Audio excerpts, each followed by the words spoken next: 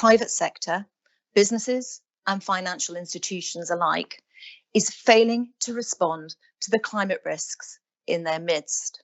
Ahead of COP26, we need to ensure that the race to net zero runs hand in hand with the race to resilience. Investment in green initiatives produces more jobs per pound invested than traditional infrastructure like fossil fuel power generation.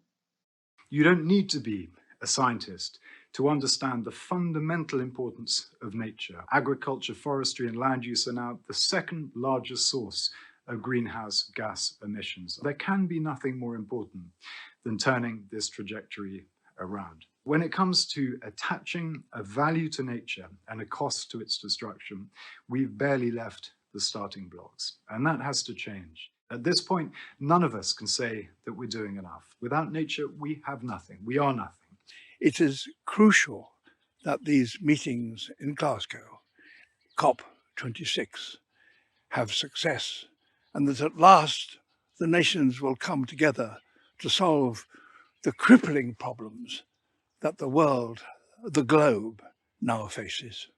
The concept is really that which enables recognition of nature as our life support system. The total mitigation potential of nature-based solutions in the land use sector is around 10 gigatons of carbon dioxide per year. One thing that the evidence is sort of building up increasingly around is this idea that nature-based solutions are, generally speaking, fairly low risk and low cost to implement. Nature-based solutions must also be designed to explicitly support biodiversity, and this is something that can often be overlooked. Sustainably done, well-managed woodland can be a nature-based solution. Halfway through a decade of activity now to establish the Jubilee Marsh, a wetland on the coast which is providing significantly enhanced coastal protection. We need to implement nature-based solutions now.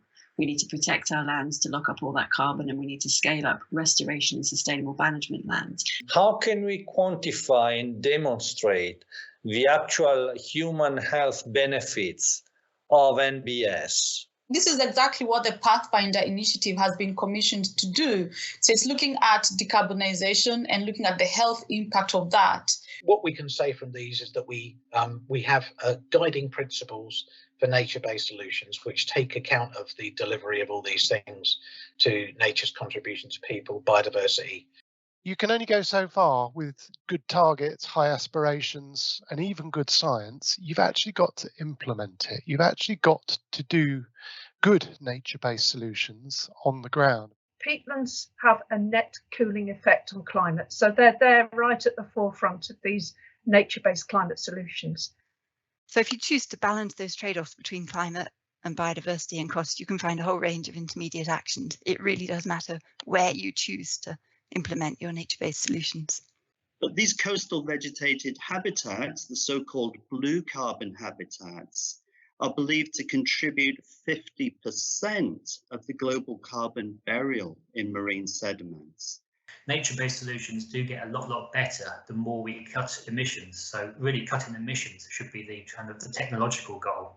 The green recovery, that term that's used quite a lot, that is a recovery which is a lasting, sustainable one. I think education is the core for meeting these challenges successfully. I really do. 37% of carbon emissions can be mitigated through nature-based solutions. It's about new jobs, more jobs, and upskilling of existing jobs. There's significant opportunity for further growth in nature-based jobs. We know that young people are really passionate about engaging on the climate emergency and nature, but their careers advice is old school.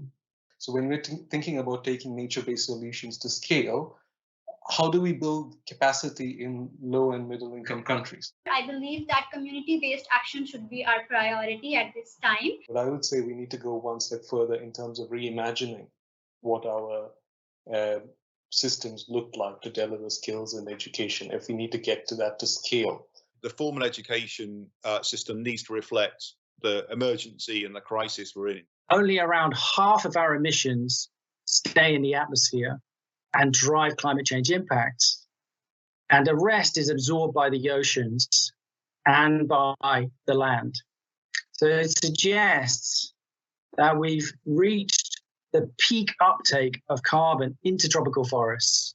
And what I'm particularly interested in is not just why indicators and sort of tracking these kind of risks is important, but how we can communicate climate risk, and particularly these complex risks, to policymakers in a kind of systematic way. I'm sort of working on the end where actually climate change hits the economic system, mainly in the financial context, other sort of business industries. If you talk about risk, you need to understand hazard, exposure, and vulnerability. Liability risk is now a significant risk driver for corporates. I think the key message is there is a lot of information that science can bring. Then really translating that and communicating, our latest understanding. One of the really important messages is to try and say climate change is not something that's happening in the future, and it's not something that's going to happen to someone else. And it's not something we sort of postpone, that if we look at climate change and health, we can actually see the impacts now. And we've got to be very careful. We don't simply impose ever higher standards in this country, simply, as David himself said earlier, to then offshore our consciences, offshore our footprints. We just need to have nature-based solutions first and foremost in the sort of context of development. And at the moment, it still isn't, but it's becoming much more intertwined with development decisions, I think. It's really clear that people are really complicated and our societies are complex and the environment's complicated. And we've been developing these causal loop diagrams to think about how can we understand this in order to try and get that benefit for people, but also not damage the environment in the process.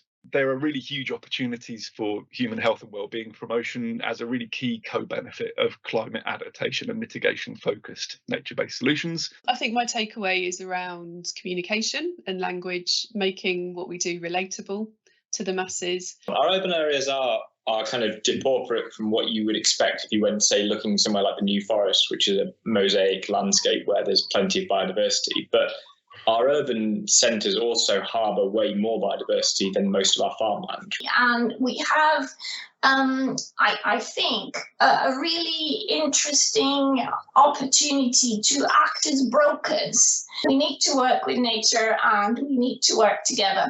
Secondary forests currently absorb about 12 teragrams of carbon per year, but this is only equivalent to offsetting about 14% of the annual deforestation that occurs in the Amazon over time. We also found evidence of social trade-offs, which is crucial to focus on when implementing intervention. Yes, we need experiments and observations to refine our understanding of nature-based solutions, but we also need a joined-up approach to nature-based solutions that doesn't only revolve around soil carbon. We do find that NBS have a significant impact on cooling our planet up to the end of the century. On the removals portion, we can expect something on the order of 5 gigatons a year from the restoration of new lands. We may need all nature-based removals simply to keep pace with the emissions that the biosphere itself is burping out in response to the warming we've already created. The bottom line here is that we need to support nature. Don't get me wrong. We need to do it urgently, and we need to do it for its own sake. We need to actually have a systemic policy regime that makes this the law of the land. And that's what that like-for-like carbon accounting proposal is really getting at. So if corporate is relying on a net zero claim where they're emitting tons of CO2 that are going to be in the atmosphere forever, and are then buying an offset, which does not deliver a tangible ton of CO2 benefit, that is a very, very bad trade for climate. We offer a new vision for nature-based solutions that grounds itself in people and cultural diversity and aims to shift conservation leadership and funding towards indigenous peoples and local communities of the rainforest.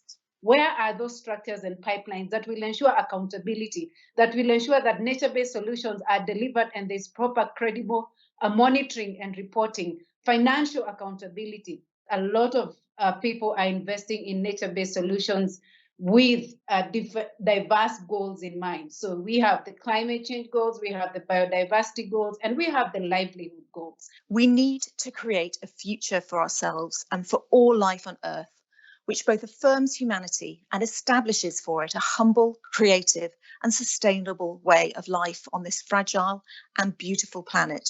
Don't gamble on the future. Act now without delay.